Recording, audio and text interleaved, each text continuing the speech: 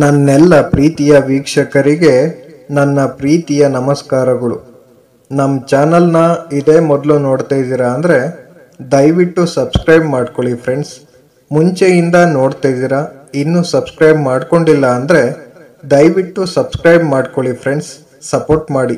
ಕ್ರೈಸ್ತ ಧರ್ಮದ ಅತಿ ಉದಾತ್ತವಾದ ಭವ್ಯವಾದ ಭಾವನೆಗಳನ್ನು ಯುರೋಪ್ ಸರಿಯಾಗಿ ತಿಳಿದುಕೊಳ್ಳಲೇ ಇಲ್ಲ. ಏಕೆಂದರೆ ಬೈಬಲ್ನಲ್ಲಿ ಬರುವ ಭಾವನೆ ಮತ್ತು ಚಿತ್ರಗಳು ಯುರೋಪರಿಗೆ ಹೊಸದು. ಕ್ರಿಸ್ತನ ಅತ್ಯಮೋಘವಾದ ಧರ್ಮ ಕತೆ ಪುರಾಣಗಳಿಂದ ಸುತ್ತುವರಿಯಲ್ಪಟ್ಟಿರುವುದರಿಂದ ಅದು ಜನರಿಗೆ ತಿಳಿದಿರುವುದು ಅತ್ಯಲ್ಪ. ಜನ ಅದನ್ನು ಒಬ್ಬ ದಲ್ಲಾಳಿಯ ಧರ್ಮವನ್ನಾಗಿ ಮಾಡಿರುವುದು ಆಶ್ಚರ್ಯವೇನೂ ಅಲ್ಲ. ಜಾಗೃತರಾಗಿ ಪ್ರಾರ್ಥಿಸಿ.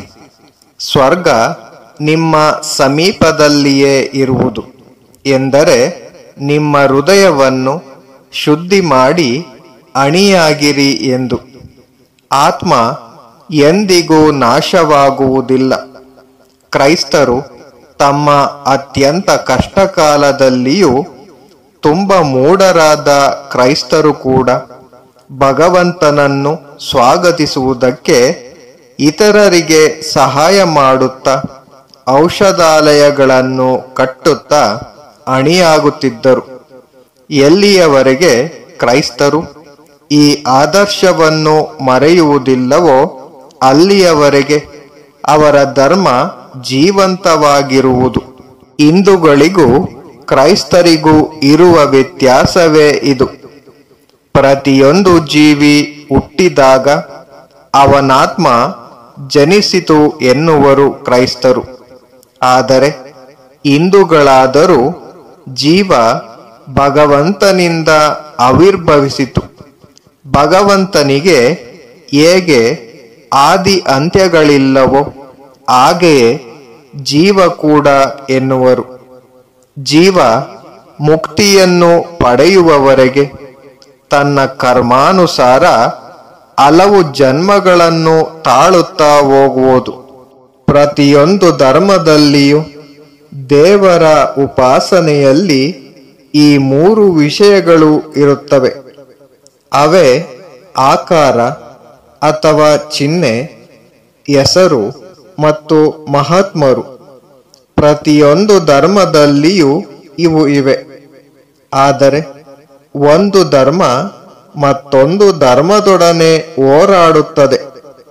ಕೆಲವರು ನಮ್ಮ ದೇವರ ಹೆಸರೇ ನಿಜ, ನಮ್ಮ ದೇವರ ಆಕಾರವೇ ನಿಜ, ನಮ್ಮ ಭಗವತ್ ಭಕ್ತರೇ ನಿಜವಾದ ಭಕ್ತರು, ಉಳಿದವುಗಳೆಲ್ಲ ಕಂತೆ ಪುರಾಣ ಎನ್ನುವರು. ಈಗಿನ ಕಾಲದ ಕ್ರೈಸ್ತ ಪಾದ್ರಿಗಳಾದರೂ ಸ್ವಲ್ಪ ಉದಾರ ಬುದ್ಧಿಯನ್ನು ತೋರುವರು. ಇಂದಿನ ಧರ್ಮಗಳು ಮುಂದೆ ಬರುವ ಕ್ರೈಸ್ತ ಧರ್ಮ ಹೇಗಿರಬಲ್ಲದೆಂಬ ಮುನ್ಸೂಚನೆ ಎಂದು ಹೇಳಿ ಕ್ರೈಸ್ತ ಧರ್ಮ ಒಂದೇ ನಿಜವಾದ ಧರ್ಮ ಎನ್ನುವರು. ದೇವರು ಮುಂಚೆ ಎಲ್ಲ ಧರ್ಮಗಳಲ್ಲೂ ಪರೀಕ್ಷಿಸಿ ಕೊನೆಗೆ ಕ್ರೈಸ್ತ ಧರ್ಮವನ್ನು ಸೃಷ್ಟಿಸಿದನು ಎನ್ನುವರು. ಇದು ಕೂಡ ಎಷ್ಟೋ ಪ್ರಗತಿಗಾಮಿ ಎನ್ನಬಹುದು. 50 ವರ್ಷಗಳ ಹಿಂದೆ ಇದನ್ನು ಹೇಳುತ್ತಿರಲಿಲ್ಲ. ಕ್ರೈಸ್ತ ಧರ್ಮ ವಿನ ಮತ್ತಾವುದು ನಿಜ ಎಂದು ಭಾವಿಸಿರಲಿಲ್ಲ. ಈ ಭಾವನೆ ಯಾವುದೋ ಒಂದು ಧರ್ಮದ ಜನ ಅಥವಾ ಮತದವರು ಮಾತ್ರ ಯೋಚಿಸುವುದಲ್ಲ. ತಾವು ಯಾವುದನ್ನು ಸರಿ ಎಂದು ಭಾವಿಸುವಿರೋ ಪ್ರಪಂಚದಲ್ಲಿ ಅದೊಂದೇ ಸರಿ ಎನ್ನುವುದು ಮಾನವ ಸ್ವಭಾವ. ಇಲ್ಲಿಯೇ ಅನ್ಯ ಧರ್ಮಗಳ ಅಧ್ಯಯನ ನಮಗೆ ಸಹಾಯ ಮಾಡುವುದು. ಯಾವ ಭಾವನೆಯನ್ನು ನಮ್ಮದು ಎಂದು ಈಗ ಹೇಳುತ್ತಿರುವೆವೋ ಅದನ್ನು 100 ವರ್ಷಗಳ ಹಿಂದೆ ಇತರರು ಯೋಚಿಸಿದ್ದರು. ಈಗ ನಾನು ಅದನ್ನು ವಿವರಿಸುವುದಕ್ಕಿಂತ ಚೆನ್ನಾಗಿ ವಿವರಿಸಿದ್ದರು ಎಂದು ಗೊತ್ತಾಗುವುದು. ಕ್ರೈಸ್ತರು ತಾವು ಮಾತ್ರ ಸರಿ, ಉಳಿದವರು ತಪ್ಪು ಎನ್ನುತ್ತಾರೆ. ಅವರಿಗೆ ಕ್ರೈಸ್ತ ಧರ್ಮದ ಜ್ಯೋತಿ ಬೇಕಾಗಿದೆ. ಎಲ್ಲ ಧರ್ಮಗಳ ಮೂಲದಲ್ಲಿ ಒಂದೇ ಸತ್ಯವಿದೆ. ಒಂದು ಆದರ್ಶಕ್ಕಾಗಿ ಪ್ರಪಂಚ ಒಟ್ಟುಗೂಡಬೇಕಾದರೆ ಕ್ರೈಸ್ತರು ಉದಾರಿಗಳಾಗಬೇಕು. ದೇವರು ಎಲ್ಲ ಹೃದಯದಲ್ಲಿಯೂ ಸಾಕ್ಷಿಯಂತೆ ಇರುವನು.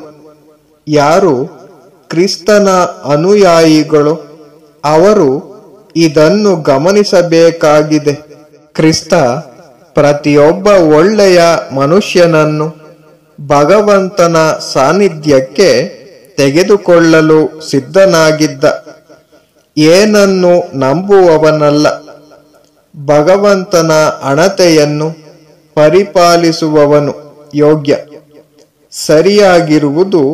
ಸರಿಯಾಗಿರುವುದನ್ನು ಮಾಡುವುದು ಆ ಆದರ್ಶದ ಆಧಾರದ ಮೇಲೆ ಮಾತ್ರ ಎಲ್ಲರೂ ಒಟ್ಟು ಕಲಿಯಲು ಸಾಧ್ಯ.